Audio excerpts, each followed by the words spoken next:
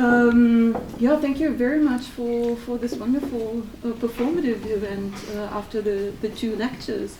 I think it worked out very nicely and was very, very intense and dense.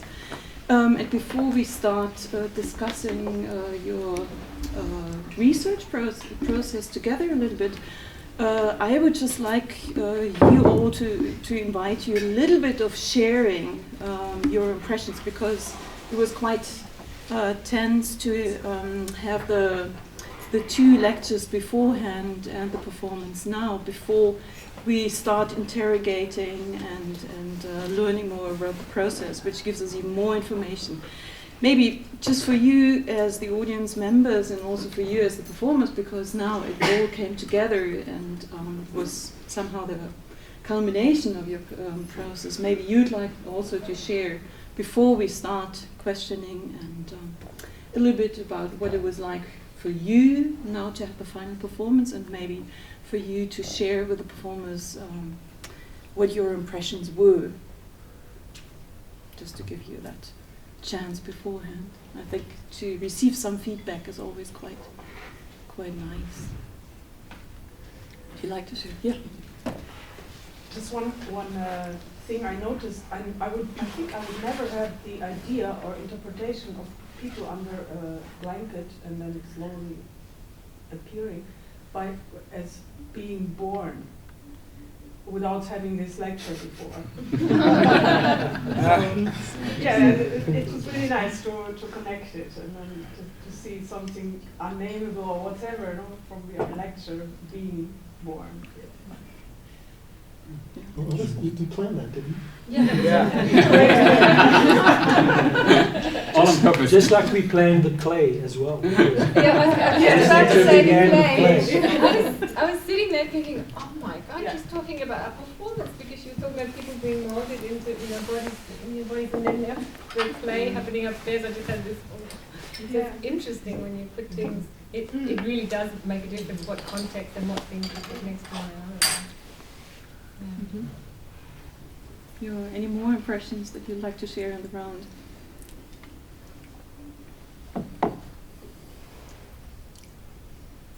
Yeah. I also thought like the stories that were like playing in the background about like I remember really present the story about the traumatic happening with this boy or guy where his house burned down, and like basically everything that has been happening basically like just had a full influence on his body, so he couldn't control his own body anymore because of basically what has happened to him and his family, and that all these traumatic effects like basically had the power over his movements, that he couldn't decide if he has got these kind of tics and stuff, and like the weird thing about it was as well, he couldn't put it into words like what was happening with himself.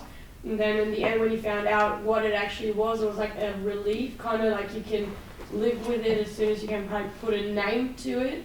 But when you just like don't have the control of your body anymore, it's kind of like even more probably a traumatic effect onto yourself than like not knowing. Yeah. Anyone else? Just a few. Yeah. I'm just really curious to hear about the role of the torches that you used throughout the piece, because I thought that was really very effective. But I'd like to... Let's do the questioning afterwards. For now, just the impressions and the experiences we had, and then so I would like, instead of introducing each one of you, because that would be a whole long story, my suggestion would be, or my invitation for you would be, each one of you, since Monica and Fabian at the very beginning told us a little bit about how this project came about, and that even many more than the ones being present here at the moment and having been present during the whole week for the research process, it's even an extended group of people that were joining you. And I would like, maybe with you, Fabian, to start, that each one of you can explain a little bit your starting point, your particular notion of the body and relation to this question of body hegemonies, what your personal starting point that you brought into this project, and maybe even material that you brought into the project. to put it short only, just to get a little glimpse, because I know every one of you brings lots of experience and lots of knowledge with you. But just to give us a hint of how you got started and who was your partner that you invited as a Skype partner, what interest you had in following up that dialogue. Okay. So maybe each one of you. I was interested in the topic of institutional power and how institutions really shape body patterns, movement, how we, physicalize in space, embody space, actually that was like the big topic, and I myself worked in a hospital which was planned that we see it, but we didn't see it because there was a little technical thing, which is called St. Elizabeth in Washington D.C., which is a very classical, very old psychiatry, and I worked there like 20 years ago, a long time, for a year, and so I was also interested in the process of memorizing institutional power. So the partner I invited is a dance movement therapist from Chicago. His name is Chris Larson, and he also worked in this institution about 10 years before me. And I know him because he was my supervisor in Chicago when I worked there.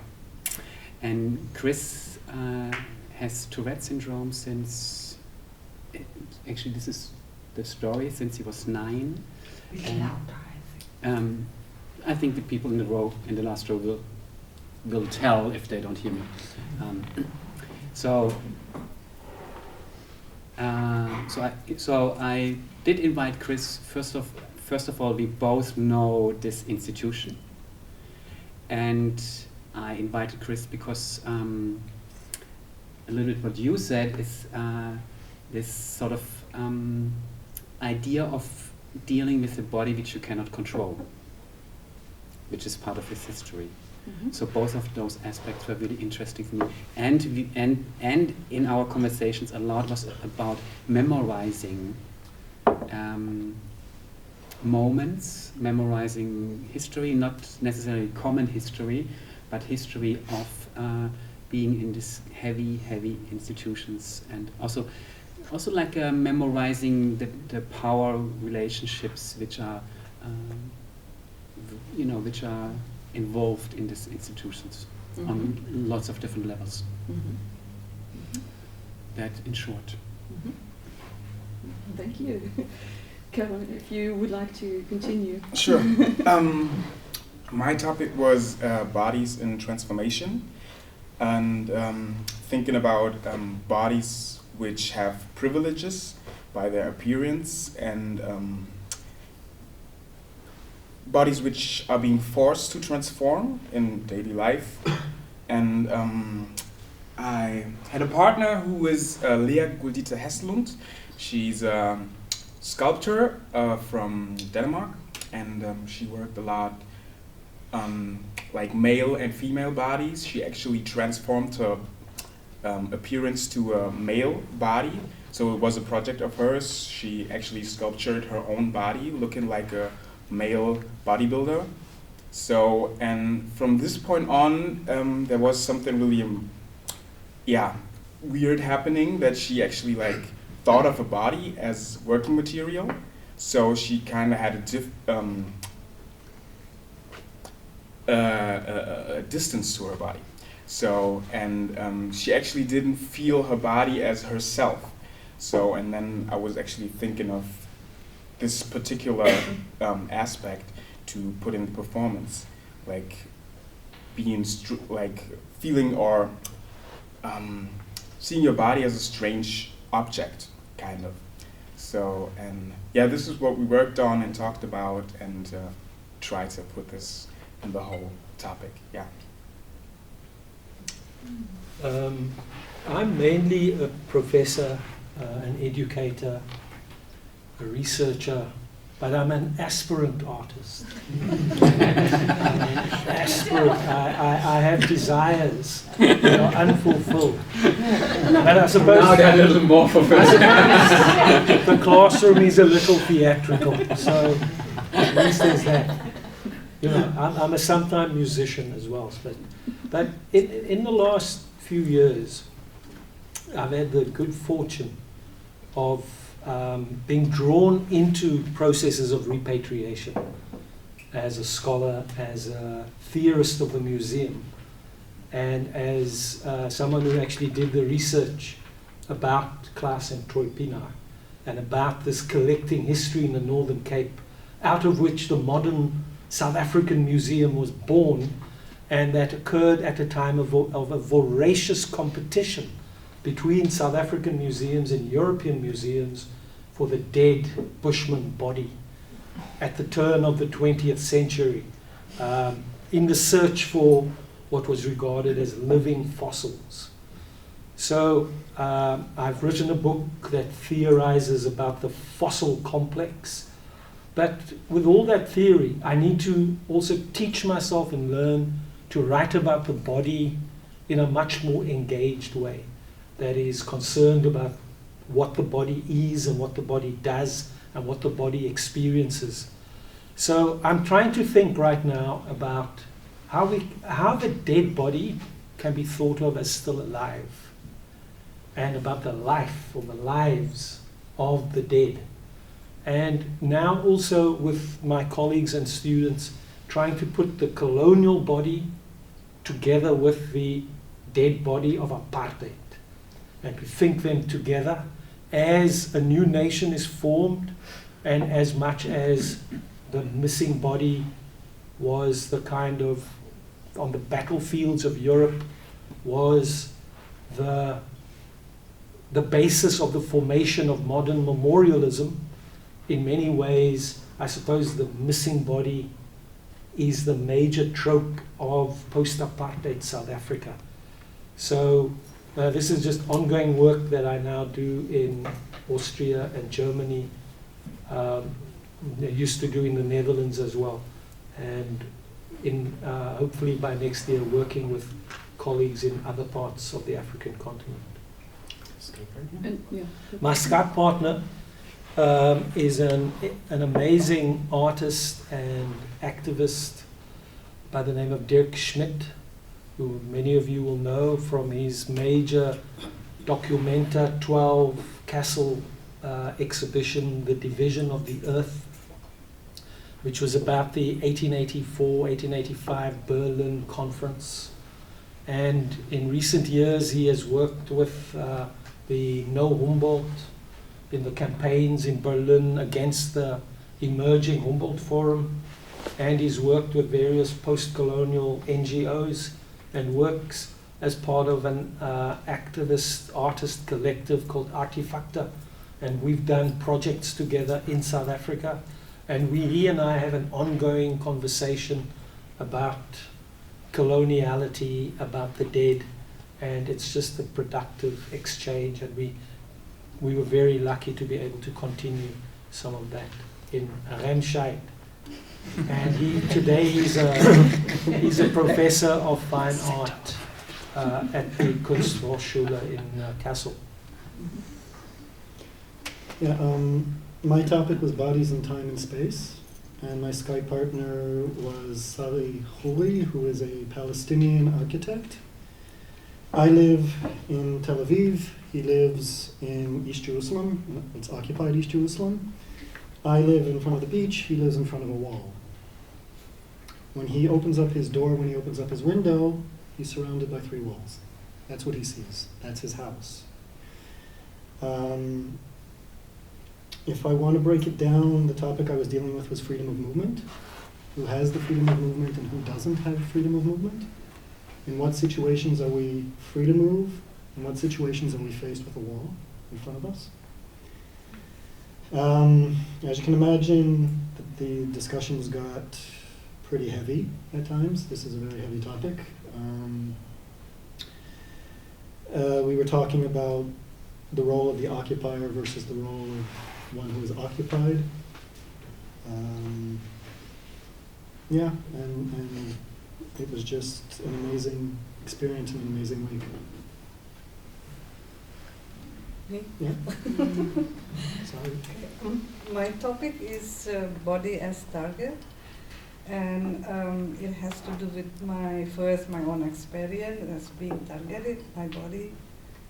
Actually, I'm the first Indonesian in this independent time to receive death threat from the so-called hardliners, Islamists, in 1994, long time ago. Anyway, so from that time on, I tried to see this kind of phenomena of how body being targeted. But I'm very lucky that I have my Skype partner. Actually, he's here tonight. This Dr. Gunnar Steiner. He's German. He's a German expert on Southeast Asia and Indonesia in particular. And we've been working on some project actually. So I know him for quite a long time. Maybe you want to say something?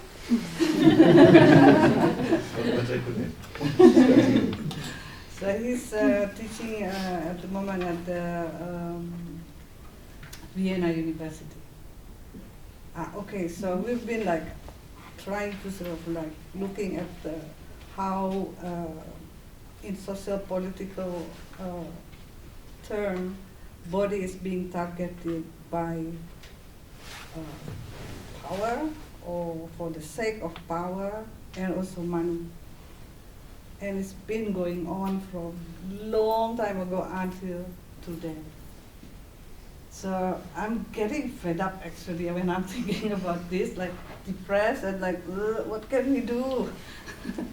Yeah, but then I have this background of like very mixed kind of background, although I'm supposed to be Muslim in my passport, or not passport. My name is very Islamic, but I'm coming from mixed backgrounds, so from my mother's family, like Animist, Hindu, Buddhist, and from my father's family, Islam, but then I study in the West, so it's like really complicated within my head. But I try to sort of bring things in my work, hopefully it's more clear and more simple, so people can pick it up. It's hard for me to explain why clay, why, maybe I better not to explain that, but I want to hear from you actually, what do you see from that kind of action? I think that's enough for me. Thank you. I spoke to Pascal Lantos-Berry from the Philippines. Well, he's actually Filipino-Australian. His father's Australian and his mother's Filipino. And he's an artist, a performer, a dramaturg, a curator. He currently works in Blacktown in Australia, curating a gallery and that invites international artists and quite a lot of Filipino contemporary artists. And he lives a fairly transnational life in that he kind of moves between Australia and the Philippines and works artistically in both countries. And I was interested in talking, I mean, he's the best friend of one of my best friends, and we know each other, and so there was that kind of link. So it felt like I know him, but I've really gotten to know him. I've actually made an amazing friend in the last 5 days. It's incredible. But I was interested in talking to him about that subject too, because I'm kind of living a transnational life as well between Australia and Germany. And I've also spent a lot of time living in Indonesia doing artistic work, and that's the work I was doing with Deborah, who's his very close working colleague. And so we were familiar with our issues, and we talked mostly about artistic practice across transnational boundaries and within diaspora, and what that does to bodies, and in fact, and the shape shifting that has to go on, and the history of the Philippines, and I sort of got a real picture of because of the particular colonial history of the Philippines, first being colonized by the Spanish and then by the Americans, they've had to be incredibly adept at shifting their bodies and taking on and fitting in and assimilating. They've got it down to a fine art. And we talked it through artistic practice. Like we looked at various different artists and how that process takes place. And my topic docked on because I've spent many years, almost 20 years, learning and researching traditional Indonesian dance and using and dancing it in a contemporary way. Although what we saw today was a reasonably traditional excerpt, but and the difficulties of that. As a Westerner, studying an Asian dance form in a white body does something. I mean, it's not innocent, and there's a history behind that needs to be negotiated. And I've spent a lot of time doing that, and it was very interesting to have the conversation with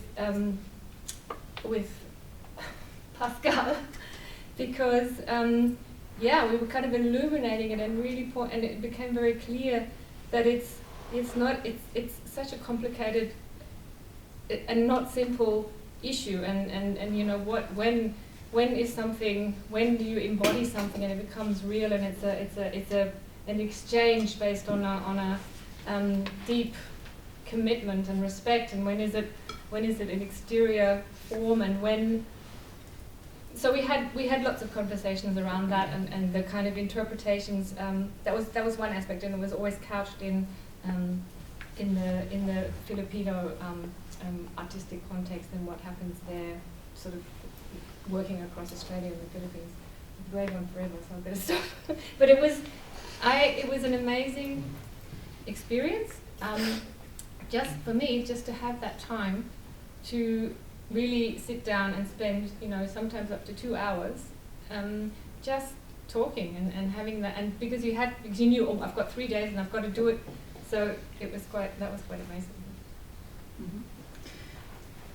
Now, all of your starting points are quite complex already. I'm wondering, how did you manage to bring all these different perspectives together and share and interchange and work on these entanglements? How did you go about it? Which kind of method did you work out? Did you bring in, as far as I know, Michael and Jan, you're already very closely combining artistic work and natural sciences, performative works, and you as being dancers and teachers as well, the teaching as being a practice as well. How did you manage? Did you I don't know, share your experiences that you already have as quite well working methods, or did you find a particular method yourself? Did you take your time in developing that?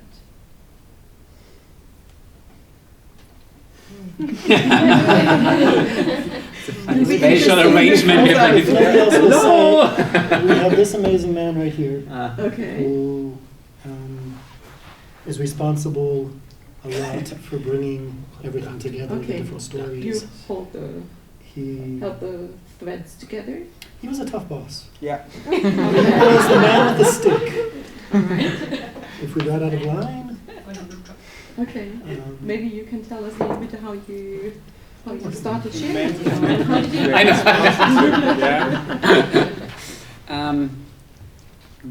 Since you had some preparation time before you came together for this week, maybe you had it planned out already a little bit how to work it out. I just can talk personally. For me, actually, the method, the question for in terms of methods was in my case more, how do I communicate with my Skype partner, and how do I translate what happened in this digital connection into a physical experience, and how do I translate words into a physical experience in my body, and not words which I have written or which I read, but which it somehow really happens in a conversation with another body which is not there. Mm-hmm. So that was actually a lot my process in terms of methods. Mm-hmm. In terms of the group methods, I would really, I think we did a lot of, I mean, and please correct me if I'm totally, if you see this differently.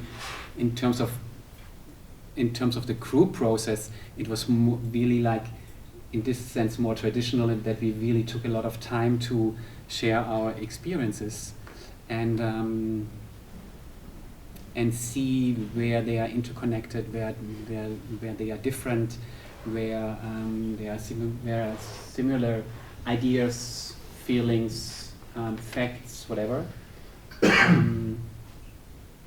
And then there was the point, and this is. And then there was the point that we knew we do this presentation here this evening. And this is actually the point where Michael refers to. So where basically the group process went in a certain direction that we decided, okay, it is a collaborative process, Mm-hmm. but we determine roles, and the roles can be flexible. They don't have to be flexible, but from my perspective, they still was the option that they were flexible. Also, that was more a traditional way of putting together a presentation. But that was also, for me, due to the time Mm-hmm. frame we had. I think if we would have more time for the process, I think the way how the material would have developed, and also how the transfer from the conversations into first body structures and then performative group structures would have been definitely different, and it would have been definitely more space and time to figure out how can we do this, not necessarily, or how can we do it that it really suits the material. Mm-hmm. That would have been my question, because now it was a more kind of an artificial decision, because we knew, okay, it's Thursday morning. We have one more day to go. No, it was Thursday afternoon. We have sort of one more day to go, and then Mm-hmm. and I would be also really, really interested in continuing exactly at that point to really look how artistic methods and theory can mingle and meld together differently besides our traditional ideas about how to make a performance. Yeah, I would second that. It was the time factor was really difficult, like, because we had our Skype conversation, so we were kind of gathering material and really kind of getting to the crux of, well, what is it that what are the important issues here, what's and how, and bringing that information into the group and finding where the connections are. That just required time, and it was kind of scary, because it was like Wednesday was fast ticking by, and I thought, oh my God, we don't have a performance. Like, I was starting to get really, that was ridiculous. There was no way we could have done anything before that, because it took that time, and I agree, it's in the end we sort of had to pull it together and kind of, we agreed on which parts, that we had that discussion, and we worked out which are the key elements, and how do they link up, and which ones do we feel really need to be in there, and how do we do that? So that was a very collaborative process, and in many ways I think your role was very much as facilitator, like getting us to sort of put our bits in and pulling them together, and then doing the bad cop thing at the end. It was fine. But we had to, at one point we had to sort of go, okay, right, we've got to hurry up now. And so I think it's a work in progress. It's the first step, and it would have required more time to develop it further, and as you say. Mm-hmm. Then it would lead directly to the question: which are the moments where you thought, oh, we would like to have more time to research on that, and maybe to go more into the body?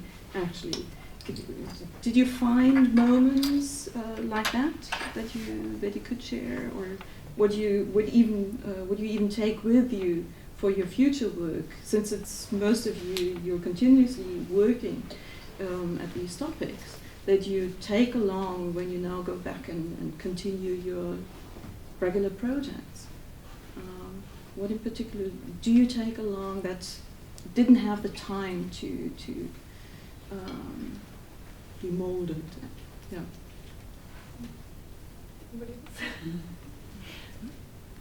Well, for me, actually, the experience was really interesting. Although this kind of approach for me is not new thing. I've been working as an artist with this method of transdisciplinary kind of method. Although I didn't start with theory. It's just like living with reality, and then that's what happened. But in this workshop, was interesting because I felt somehow the academic way, with the sort of clear way and method, is quite strong. I feel a little bit, I have to be careful. And I put myself more in a position of observer, because I want to understand the interaction between this art and the science and activism, right? Because I'm not doing it just alone by myself. If it is alone, fine, no problem. I'm used to that. But when it is together, and then with like older guy, I have to respect, you know. So I have to be careful. For example, so this is yeah. But then I learned a lot. Like, okay, this is how we can do something, but still, I hope we can develop it further and learn more from what we can do. Yeah, just what for me was the frustration. I found it took all that time just to sort of to really get to a sense of, well, what is it that we're really talking about, and where are the really, because it, you know, the task was to hold a conversation about something that we're both interested in. So there was really about, you know, finding what are the things that we're both interested in, what are we passionate about, and by the time we sort of got that material together, that was like the first step for me. And for me, being also a performer and a theorist, I then had this urge. I thought, oh, I want to read. I know there's this passage in this book that would just fit perfectly, and I want to read that one again because I know, you know, and I wanted the opportunity to be able to sort of have time to kind of to bring in the sort of a theoretical approach, and also to have more time in my body, because that was really the, you know, we did some Fabian took us through some we did some dance movement exercises, and also with Yanni some meditation, but there was not enough time. I mean, it would have been really nice to have, and that's the whole thing, to have the time to have the conversations, go off and find the sort of like theoretical kind of angle you want to take, go off and then put that into a performance. Like it's a, you know, I think when you work in that interdisciplinary way, you do need more time, you know. And I mean, it's 4 to 5 days is not a long time. Yeah, it connects a little bit to what Monica said, but so the idea also was with the Sky partners, we said this in the beginning, that they are our coaches. And for example, I got assignments from Chris, which I had to do physically until the next day in the studio, and then sort of this as a physical experience or as a bodily experience to bring back into the conversation. So there was like a bouncing off of bouncing off between verbal research and physical research, and I think that would be really great if that could also have happened in the inner circle, so to say, so that not only I would do the explorations and the performative assignments which I got, but that we all could have done them, and we could have all done them from each one of them. So that would have definitely enriched the process and informed the process differently. And also talking about methods, it would have been probably also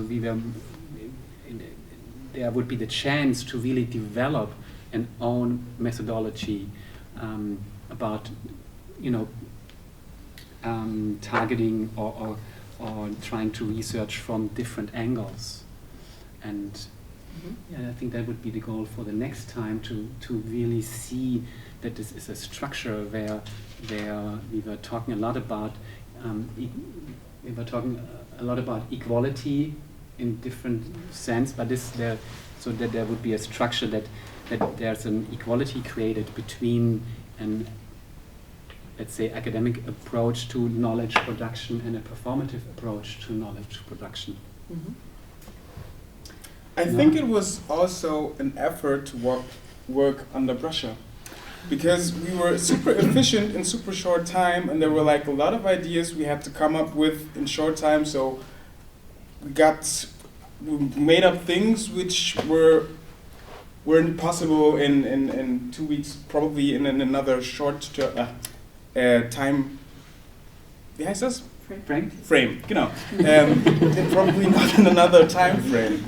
So, and therefore I thought we took a lot of effort, because we had to use everyone's strength, super efficient and at a time, and then get the best out of it. So, and it was fun.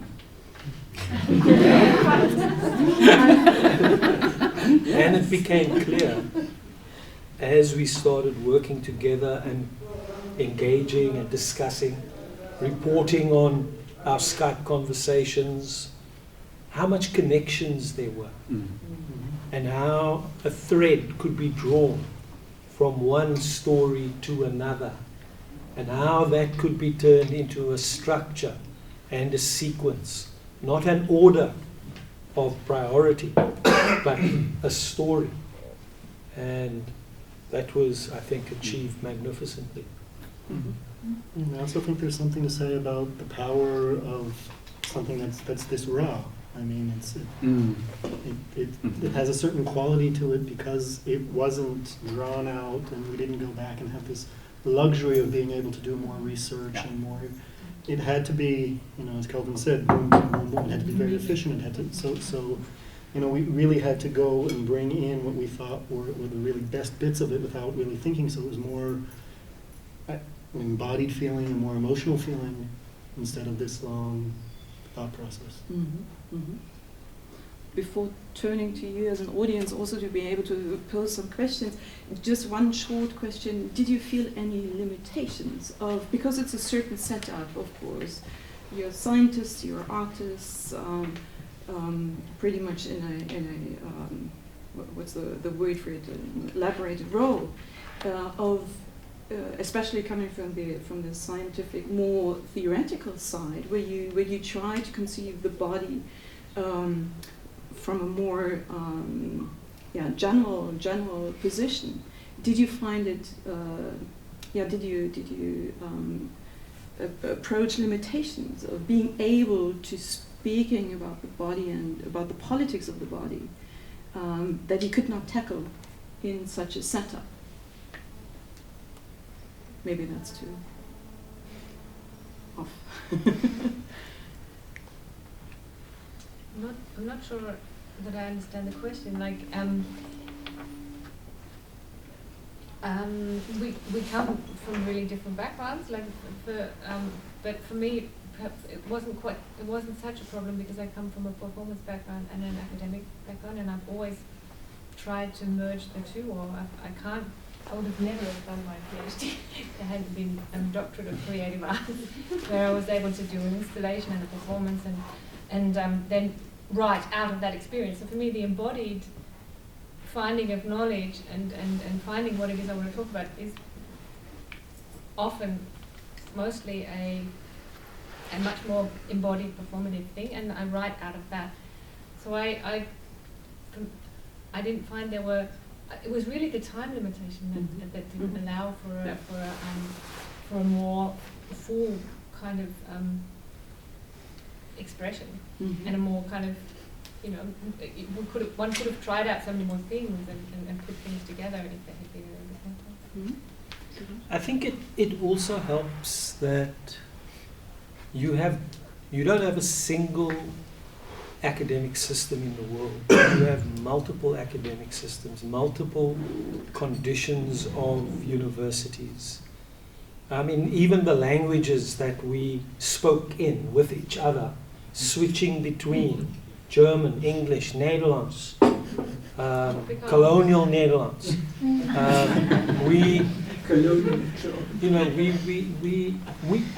You find that in English, we don't use the word science in the way Germans use it. We use it in a very particular way. We don't have the word wissenschaftlicher with that wider meaning. We have dispensed with that concept of science. And also, the academy in a place like South Africa cannot be an ivory tower of theorization. It has to be an engaged space because of the pressure that students place on the institution. And so you have to find your engaged practice. And obviously, as everyone here will know, one of the major kind of themes of the world in universities and museums today is decolonization. How do we decolonize? And what does it mean?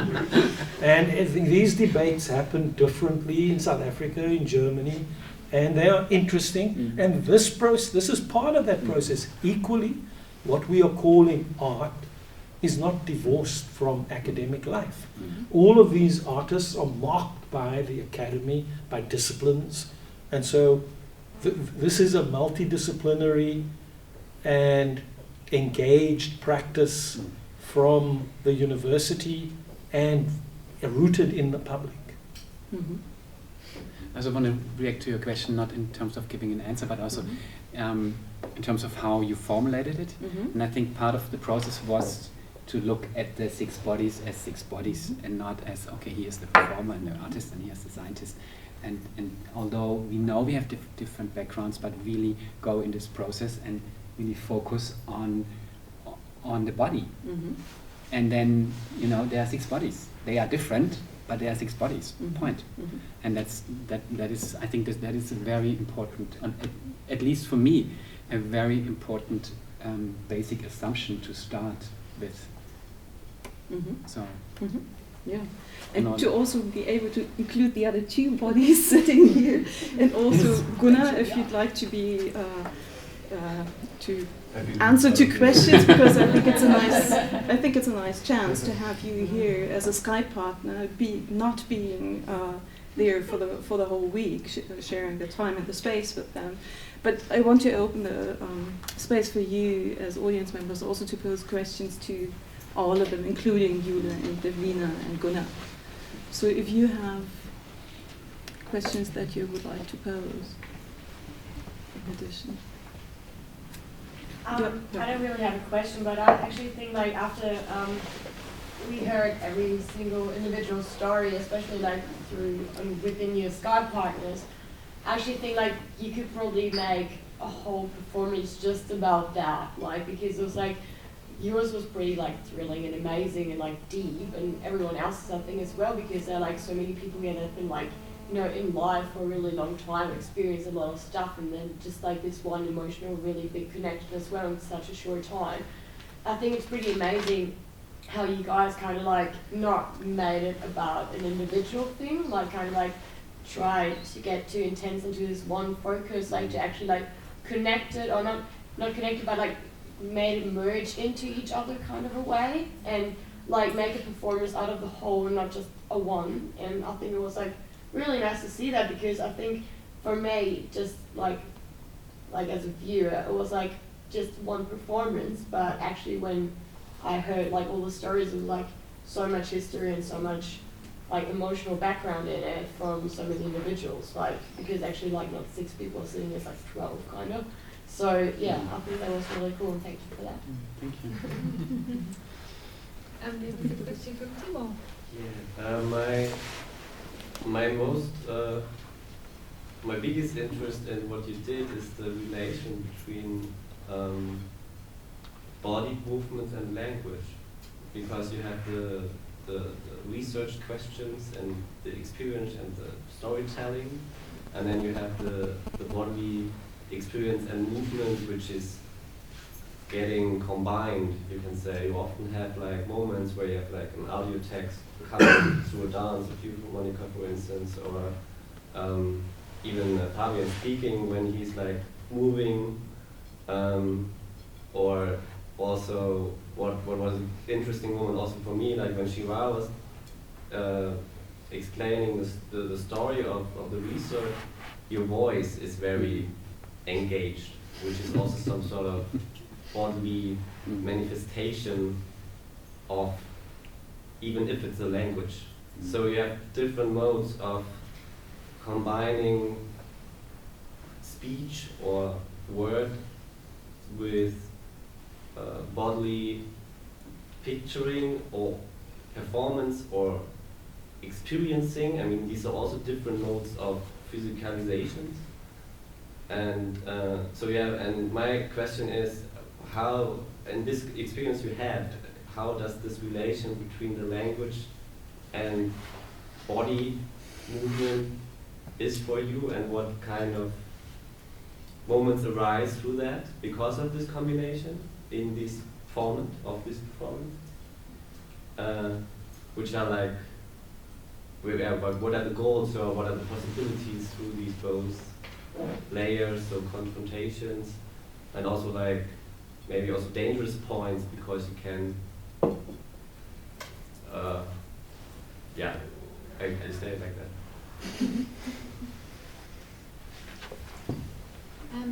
Well, one of the things you just touched on just right at the end, the dangers, like that was something I was very conscious of right at the beginning before we even got together, is that because we've chosen quite distinct areas that we wanted to look at, and that was part of the laboratory kind of thing about that we come from very different contexts, and they are different contexts that are in unequal kind of positions of privilege, or and so that became kind of something that I thought we really need to pay attention to in terms of if I juxtapose, if we put what we put next to one another, and if we saw it, the performance was much larger because we had the performance after two talks, which already, we'd taken that into our body, that we took that into the performance, which was the whole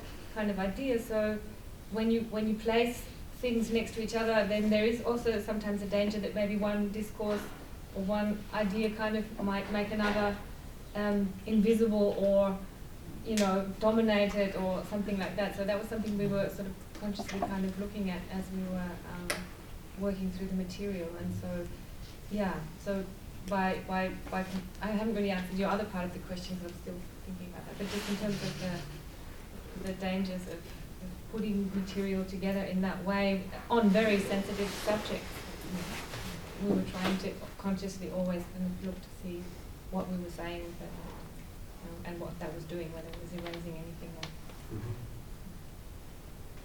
Maybe also to add, It's okay. Mimi, go ahead. Okay. Well, I just listened a lot, and I feel like what my approach to that bringing together of the body with theory is has always been a struggle, like the kind of struggles that you have mentioned now, and it might precisely not ever be possible to bring them together, but that's also the strength, because there will always be some kind of breaks and shifts and like contradictions.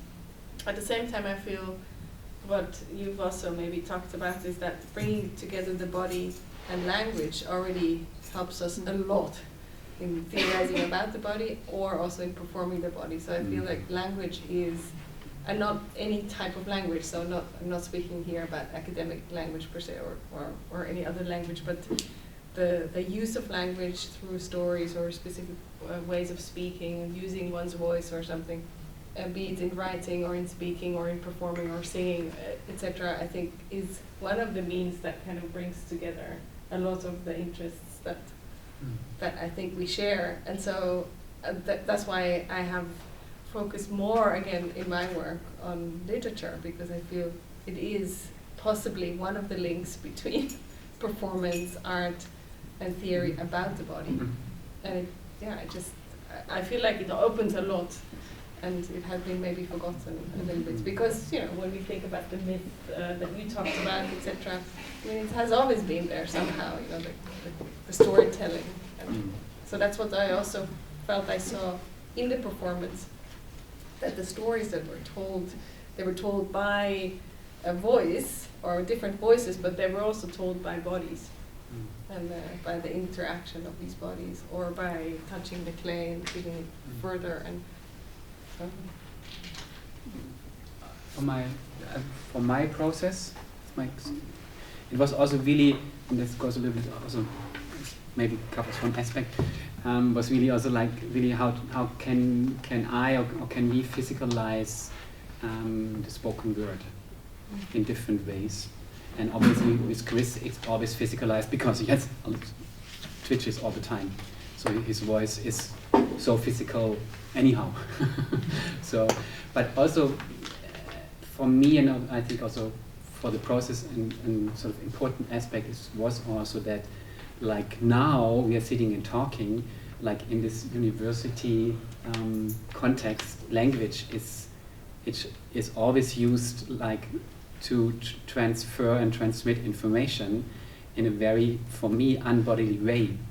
And how can we somehow find different ways of transferring knowledge with the body, which includes voice and words and text and breath and whatever, but it really includes the whole body, or can include the whole body as an option. It doesn't have to all the time. And that was also, I think, an important part of the process, I would say.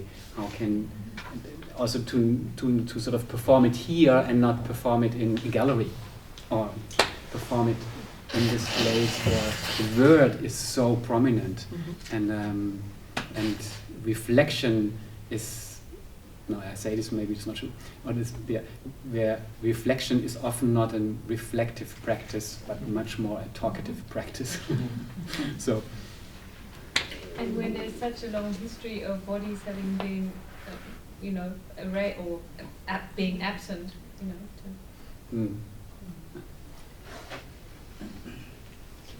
Did Lena wanted to? Oh, yeah, of course. No, this is much more important. I've been talking all afternoon, so.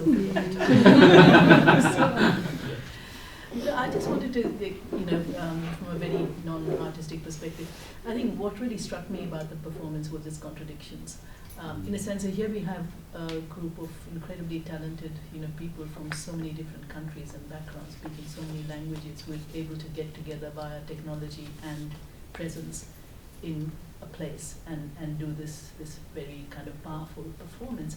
And the contradiction yet is that all of the promises that this sort of performance throws up are in a sense betrayed by the way in which the body, for the transnational body for most people, is betrayed. I mean, the figure that I see here is the refugee, which really, I mean, as I was watching, it just really threw it up for me. It's a body which is always incarcerated, the body which is targeted, the body which is transnational and yet always in a kind of non-specified stateless place. All of the promises of modernity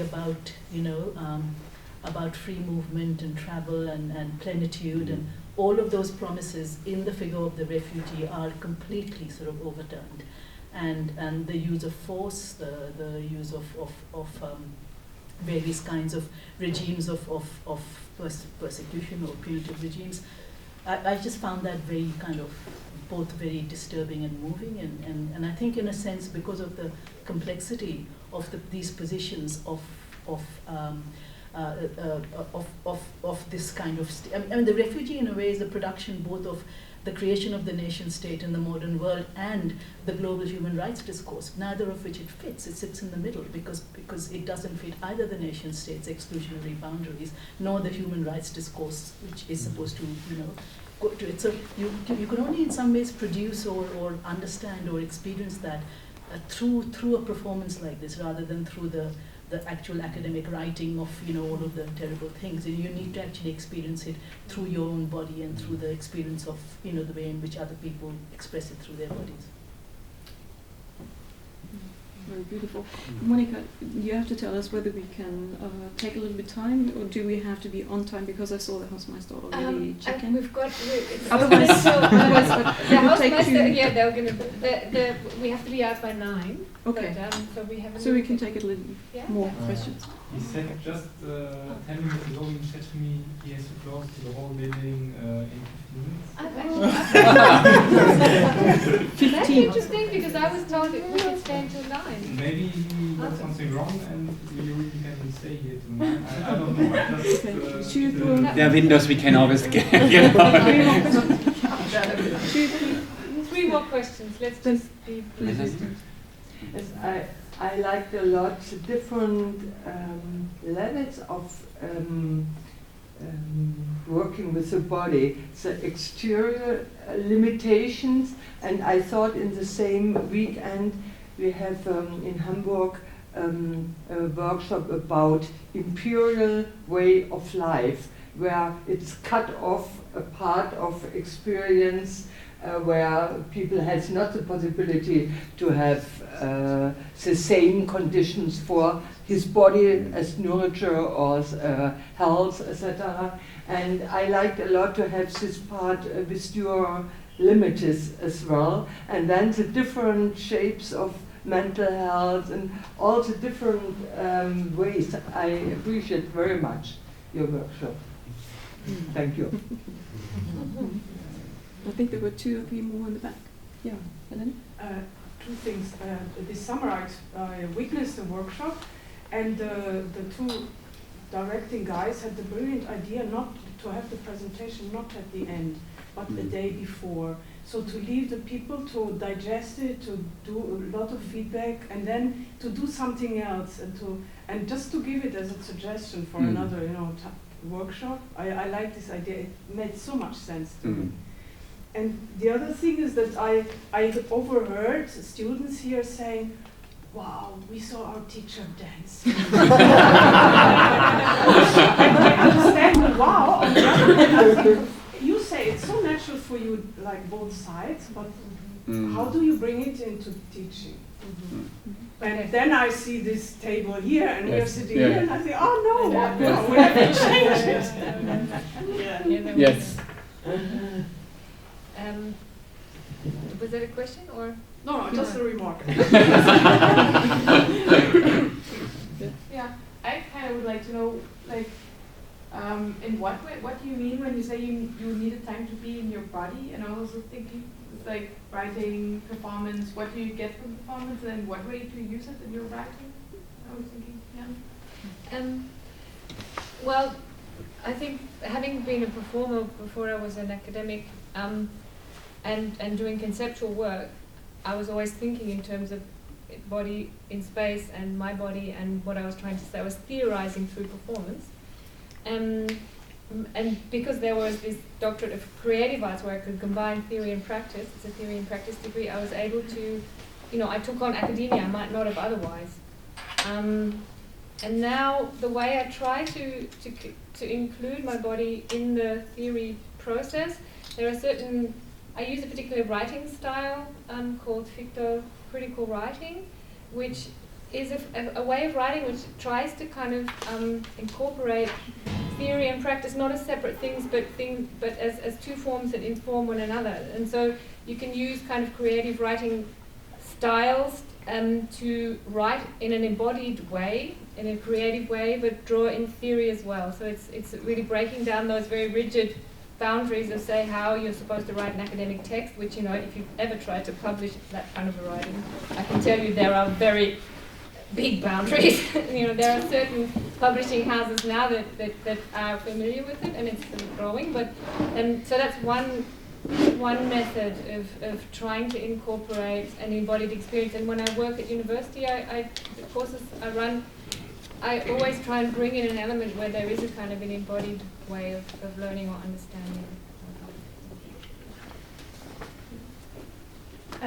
I thought as well that when we were talking about like language as a medium, I thought it was well like that language also like has a lot of boundaries. Like from my experience, like, getting to know other people from different countries and different backgrounds, it's always like we are not kind of talking sometimes on the kind of the same level. It's just sometimes like different meanings and different interpretations, and sometimes like people might get offended because you see it as a different way, or sometimes I feel like you might can't express yourself in a different language as much as you can maybe with your own. And I think that kind of like when you're talking to a person like from a different background as well with a different language, I think you have like boundaries, and it's probably really tough and hard sometimes to actually really take it inside and make something so emotional out of it, because language and also like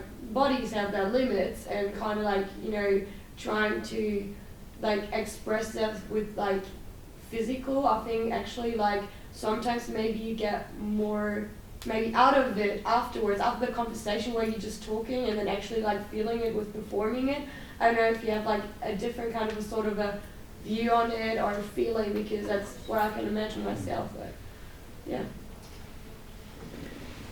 Do you want to respond? Or? No.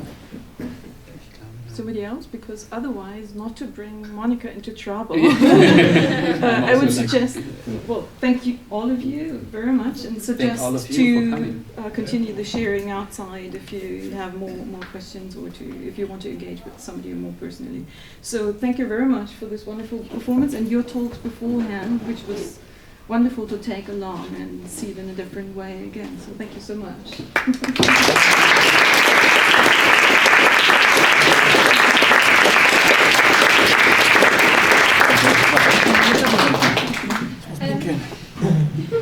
We have been told, no one said it does not. There's been a misunderstanding with the, I had booked the space until 9, actually I was told we could stay until 9:30. But that has not been communicated to the Brandwache. We've got people that go around the spaces, we've got people that do it. They're now gone home, and he's responsible, so he says he can't take that responsibility. So I think we're being tucked out. We still have to go up there. We can still go up there to get our stuff. Yeah.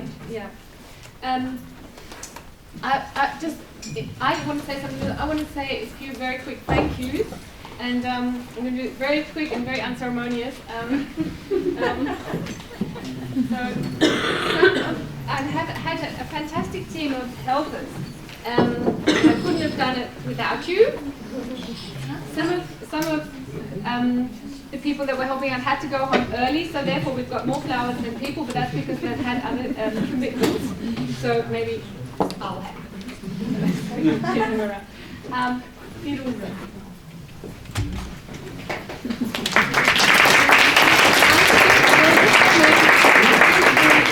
done so much work and really saved my bacon, I must say, and so thank you very much for that. I really appreciate it. It's fantastic.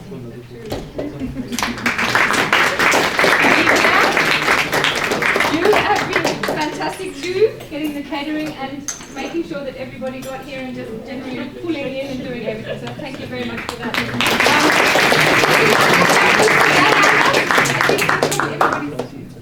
Yes, of course. Sorry, I don't have the so Benedict.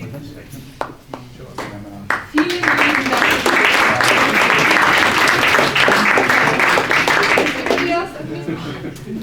Und das ist, Sie sind nochmal.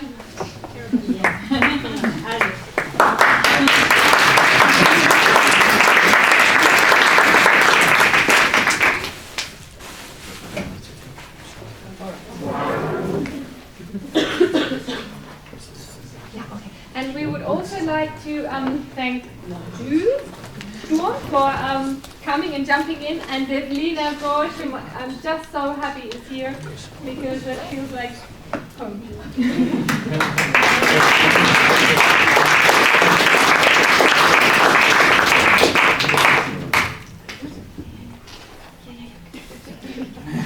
And we thank every artist very much.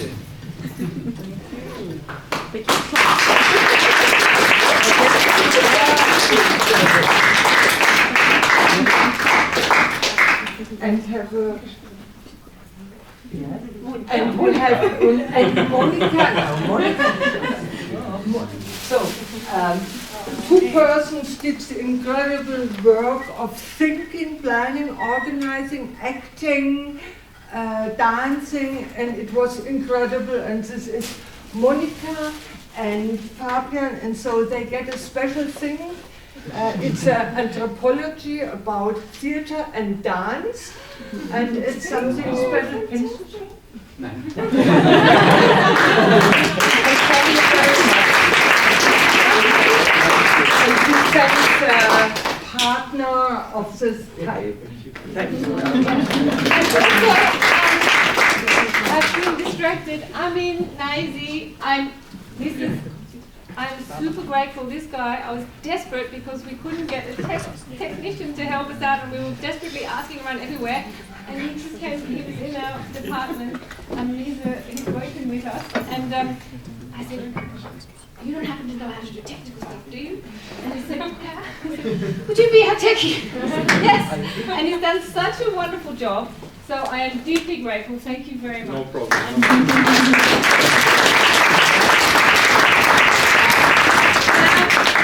This is really annoying about the time, about having to get out of the building, because we actually have some snacks and things, but perhaps we could gather outside and snacks outside. Yeah, so why not? Picnic. Yeah, so maybe if you still want to stay around and have some sandwiches and a little canapes and a drink, we'll be out just outside the front there.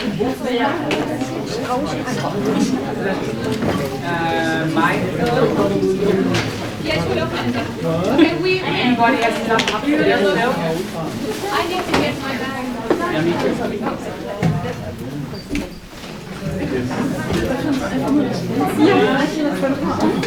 Ja,